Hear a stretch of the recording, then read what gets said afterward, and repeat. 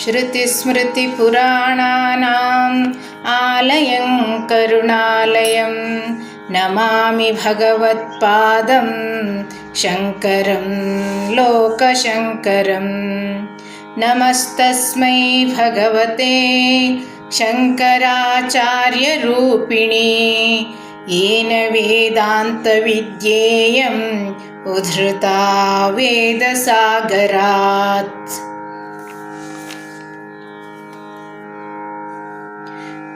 भृङ्गीच्छानटनोत्कटः करिमदग्राही स्फुरन्माधवाह्लादो नादयुतो महासितवपुः पञ्चेषु नाचादृतः।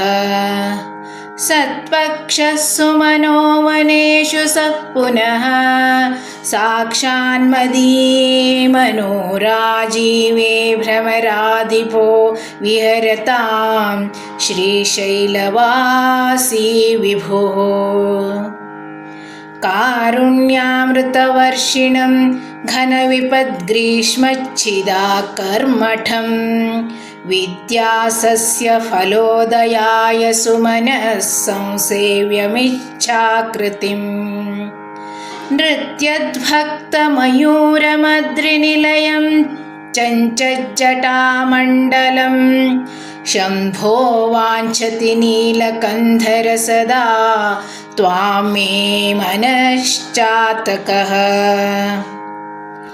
आकाशेन शिखी समस्तफणिनां नेत्राकलापीनतानुग्राहि प्रणवोपदेशनिनदैः केकीतियो गीयते। श्यामां शैलसमुद्भवां घनरुचिं दृष्ट्वा नटन्तं मुदा वेदान्तोपवने विहाररसिकं तन्नीलकण्ठं भजे। सन्ध्याघर्मदिनात्ययो हरिकराघाताप्रभूतानकध्वानो वारिदगर्जितं दिवि शदां दृष्टिच्छटा चञ्चला। भक्तानां परितोषबाष्पविततिः वृष्टिर्मयूरी शिवा यस्मिन् उज्ज्वलताण्डवौ विजयते तन्नीलकण्ठं भजे। आद्यायमिततेजसे श्रुतिपदैः वेद्याय साध्यायते विद्यानन्दमयात्मने त्रिजगतः संरक्षणोद्योगिने। ध्येयायाखिलयोगिभिः सुरगणैः गेयाय मायाविने सम्यक्ताण्डवसम्भ्रमाय जटिने सेयन्नतिः शम्भवे। नित्याय त्रिगुणात्मने पुरजिते कात्यायनी श्रेयसे सत्यायादिकुटुम्बिने मुनिमनः प्रत्यक्षचिन्मूर्तये। मायासृष्टजगत्त्रयाय सकलाम्नायान्तसञ्चारिणे मायासृष्टजगत्त्रयाय सकलाम्नायान्तसञ्चारिणे सायं ताण्डवसम्भ्रमाय जटिने सेयं नतिः शम्भवे। नित्यं स्वोदरपूरणाय सकलान् उद्दिश्य वित्ताशया व्यर्थं पर्यटनं करोमि भवतः सेवान्न जाने विभो। मज्जन्मान्तरपुण्यपाकबलतः त्वं सर्वान्तरः तिष्ठस्येव हि तेन मा पशुपते ते रक्षणीयोऽस्म्यहम्। एको वारिजबान्धवः क्षितिनभो व्याप्तं तमो मण्डलं भित्त्वा लोचनगोचरोऽपि भवति त्वं कोटिसूर्यप्रभः। वेद्यः किन्न भवस्य हो घनतरं चिद्रग्भवेन्मत्तमः तत्सर्वव्यपनीय मे पशुपते साक्षात् प्रसन्नो भव। हंसः पद्मवनं समिच्छति यथा नीलाम्बुदं चातकः कोकः कोकनदप्रियं प्रतिदिनं चन्द्रं चकोरस्तथा चेतो वाञ्छति मामकं पशुपते चिन्मार्गमृग्यौ विभो गौरीनाथ भवत्पदाब्जयुगलं कैवल्यसौख्यप्रदम्। रोधस्थो यहृतश्रमेण पथिकः छायान्तरो वृश्चितो भीतस्वस्थग्रहं ग्रहस्थमतिथिः दीनः प्रभुं धार्मिकम्। भीतस्वस्थग्रहं ग्रहस्थमतिथिः दीनः प्रभुं धार्मिकम्। दीपं सन्तमसाकुलश्च शिखिनं शीतावृतस्त्वं तथा चेतः सर्वभयापहं व्रजसुखं शम्भोपदाम्भोरुहम्। अङ्कोलन्निजबीजसन्ततिरयस्कान्तोपलं सूचिका साध्वी नैजविभुल्लताक्षितिरुहं सिन्धुः सरित्वल्लभम्। प्राप्नोतीह यथा तथा पशुपतेः पादारविन्दद्वयं चेतो वृत्तिरुपेत्य तिष्ठति सदा सा भक्तिरित्युच्यते। आनन्दाश्रुभिरातनोति पुलकं नैर्मल्यतश्चादनं वाचा शङ्खमुखे स्थितैश्च जठरा पूर्तिं चरित्रामृतैः। रुद्राक्षैर्भसितेन देववपुषो रक्षां भवद्भावनापर्यङ्के विनिवेश्य भक्तिजननि भक्तार्भकं रक्षति। मार्गावर्तितपादुका पशुपतेः अङ्गस्य कूर्चायते गण्डूशाम्बनिषेचनं पुररिपोः दिव्याभिषेकायते। किञ्चित् भक्षितमांसशेषकबलं नव्योपहारायते भक्तिः किन्न करोत्यहो वनचरो भक्तावतं सायते। वक्षस्ताडनमन्तकस्य कठिनापस्मारसम्मर्दनं भूभृत्पर्यटनं नमत्सुरशिरः कोटिरसङ्घर्षणम्। कर्मेदं मृदुलस्य तावकपदद्वन्द्वस्य किंवोचितम् मच्चेतो मणिपादुका विहरणं शम्भो सदाङ्गीकुरु। वक्षस्ताडनशङ्कया विचलितो वैवस्वतो निर्जराः कोटिरोज्ज्वलरत्नदीपकलिका नीराजनं कुर्वते। दृष्ट्वा मुक्तिवधुस्तनोति निभृताश्लेषं भवानीपते यच्चेतस्तव पादपद्मभजनं तस्येह किं दुर्लभम्। क्रीडार्थं सृजसि प्रपञ्चमखिलं क्रीडामृगास्ते जनाः यत्कर्माचरितं मया च भवतः प्रीत्यै भवत्येव तत्। शम्भो स्वस्य कुतूहलस्य करणं मच्चेष्टितं निश्चितं तस्मान्मामकरक्षणं पशुपते कर्तव्यमेव त्वया। बहुविधपरितोषभाष्पपूरस्फुटपुलकाङ्कितचारुभोगभूमिं चिरपदफलकाङ्क्षि सेव्यमानां परमसदाशिवभावनां प्रपद्ये। अमितमुदमृतं मुहूर्दहन्तीं विमलभवत्पदगोष्ठमावसन्तीं सदय पशुपते सुपण्यपाकां मम परिपालय भक्तिधेनुमेकाम्। जडता पशुता कलङ्किता कुटिलचरत्वञ्च नास्ति मयि देव। अस्ति यदि राजमौले भवदाभरणस्य नास्मि किं पात्रम्। अर्हसि रहसि स्वतन्त्रबुद्ध्या परिवसितुं सुलभप्रसन्नमूर्तिः। अगणितफलदायकः प्रभुर्मे जगदधिको हृदि राजशेखरोऽस्ति। आरूढभक्तिगुणकुञ्चितभावचापयुक्तैः शिवस्मरणबाणगणैरमोघैः निर्जित्य किल्बिषरिपून्विजयी सुधीन्द्रः सानन्दमावहति सुस्थिरराजलक्ष्मीम्। ध्यानाञ्जनेन समवेक्ष्य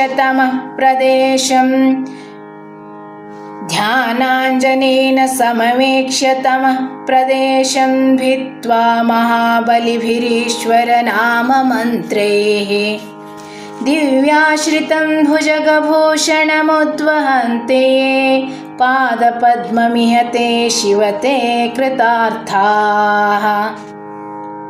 भूदारतामुदवहद्यदप्रेक्षया श्रीभूदार एव किमतः सुमते लभस्व। केदारमाकलितमुक्तिमहौषधीनां पादारविन्दभजनं परमेश्वरस्य। आशापाशक्लेशदुर्वसनादिभेदोद्युक्तैर्दिव्यगन्धैर्यमन्दैः आशाशाटिकस्य पादारविन्दं चेतः पेट्युवासितां मे तनोतु। कल्याणिनं सरसचित्रगतिं सवेगं सर्वेङ्गितज्ञमनघं ध्रुवलक्षणाढ्यं चेतस्तुरङ्गमधिरुह्य चरस्मरारे नीतः समस्तजगतां वृषभाधिरूढ।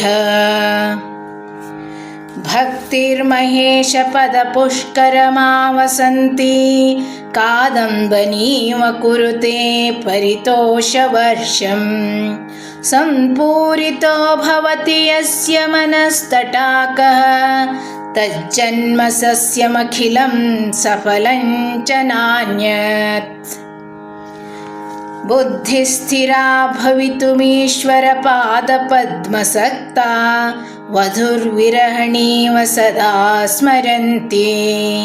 सद्भावना स्मरणदर्शनकीर्तनादि सम्मोहितेव शिवमन्त्रजपेन विन्ते। सदुपचारविधिष्वनुबोधितां सविनयां सुहृदं समुपाश्रितां मम समुद्धर बुद्धिमिमां प्रभो वरगुणेन नवोढ वधूमिव। वरगुणेन नवोढ वधूमिव।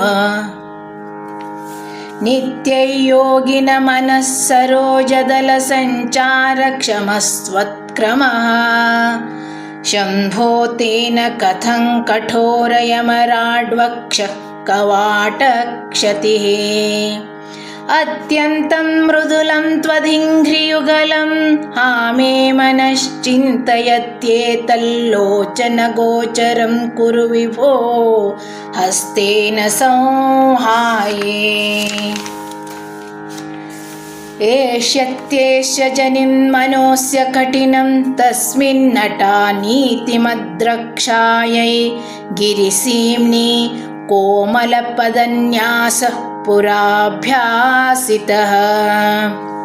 नो चेत् दिव्यग्रहान्तरेषु सुमनस्तल्पेषु वेद्यादिषु प्रायत्सत्सु शिलातलेषु नटनं शम्भो किमर्थं तव। कञ्चित्कालमुमामहेश भवतः पादारविन्दार्चनैः कञ्चिद्ध्यानसमाधिभिश्च नतिभिः कञ्चित्कथाकर्णनैः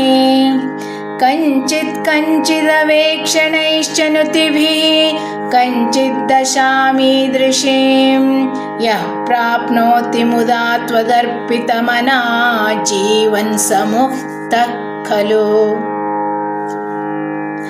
बाणत्ववृषभत्वमर्धवपुषा भार्यात्वमार्यापते घोणित्वं सखिता मृदङ्गवहता चेत्यादिरूपं दधौ त्वत्पादे नयनार्पणं च कृतवान् त्वद्देहभागो हरिः पूज्यात् पूज्यतरः स एव हि न चेत् को वा तदन्योऽधिकः।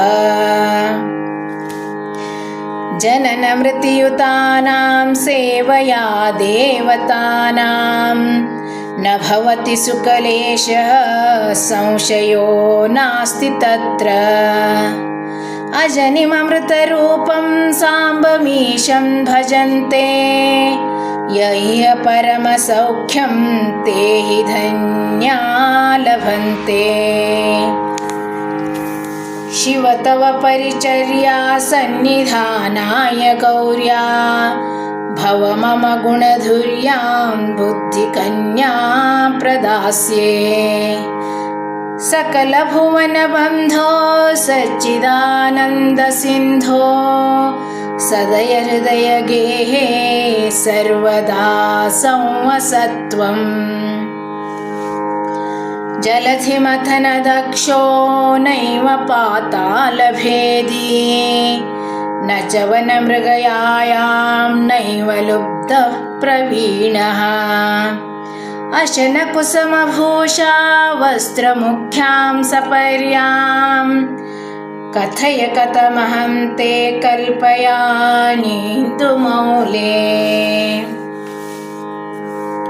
पूजाद्रव्यसमृद्धयो विरचिताः पूजां कथं कुर्महे पक्षित्वन्न च वाकिटित्वमपि न प्राप्तं मया दुर्लभम्। जाने मस्तकमङ्घ्रिपल्लवमा जाने न तेहौ विभो न ज्ञातैः पितामहेन हरिणा तत्त्वेन तद्रूपिणा। अशनं गरलं फणीकलापो वसनं चर्म च वाहनं महोक्षः मम दास्य हि किमस्ति शम्भो तव पादाम्बुजभक्तिमेव देहि। यदा कृताम्भोनिधिसेतुबन्धनः करस्थलाधः कृतपर्वताधिपः भवानि ते लङ्घितपद्मसम्भवः तदा शिवार्चास्तव भावनक्षमः। नतिभिर्नुतिभिस्त्वमीश पूजाविधिभिर्ध्यानसमाधिभिर्न तुष्टः धनुषा मुसलेन चाश्मभिर्वा वदते प्रीतिकरं तथा करोमि। वचसा चरितौ वदामि शम्भोः अहमुद्योगविधासु ते प्रसक्तः मनसा कृतिमीश्वरस्य सेवे शिरसा चैव सदा शिवं नमामि। आद्या विद्या हृद्गता निर्गतासीत् विद्या हृद्गता त्वत्प्रसादात् सेवे नित्यं श्रीकरं त्वत्पदाब्जं भावे मुक्तेर्भाजनं राजमौले